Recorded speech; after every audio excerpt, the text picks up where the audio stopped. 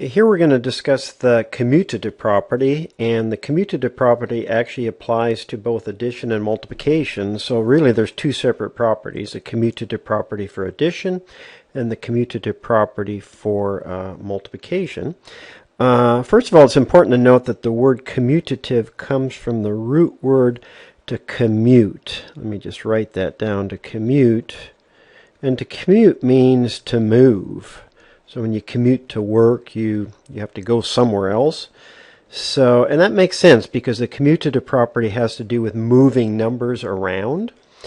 And you should also make a note, some people say commutative. It's not commutative property. It doesn't come from the word commune. It comes from the word commute. So there's a T in there.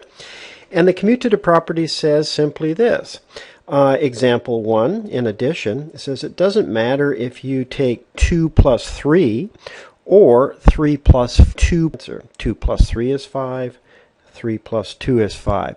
So if we turn those numbers around, those numbers are called add-ins, by the way. Let me write that down. Add-ins.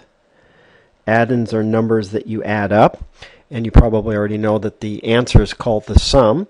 So if I have add-ins of 2 and 3, I can take 2 plus 3, or I can turn the add-ins around and get 3 plus 2. The reason I can do that is because of the commutative property. We actually use it all the time. You may not have thought about the fact that it has a name.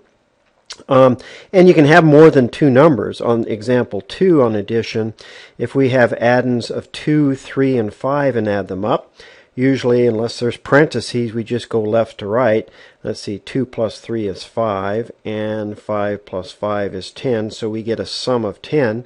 But if we change the order of the add-ins using the commutative property, then we would be adding the 5 and the 2 first, which is 7, and then adding the 3, and sure enough, we get 10.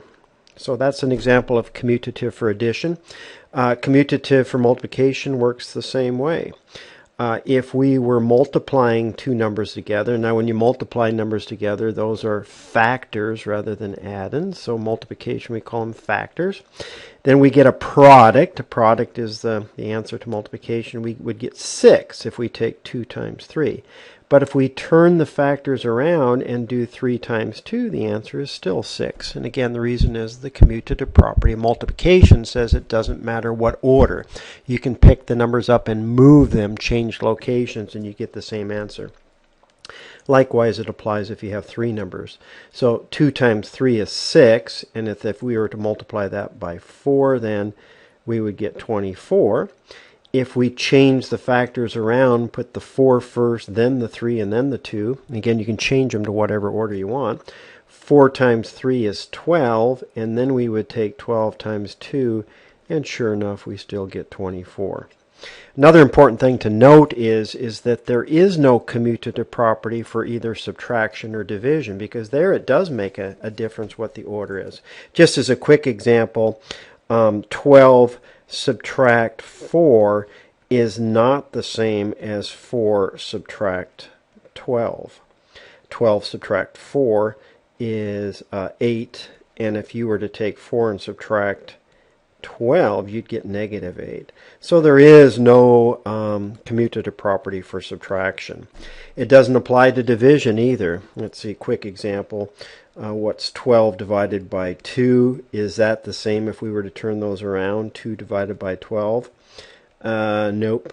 12 divided by 2 is 6, but 2 divided by 12 is 1/6. So there is no commutative property for division either. Again, it only applies to addition and multiplication.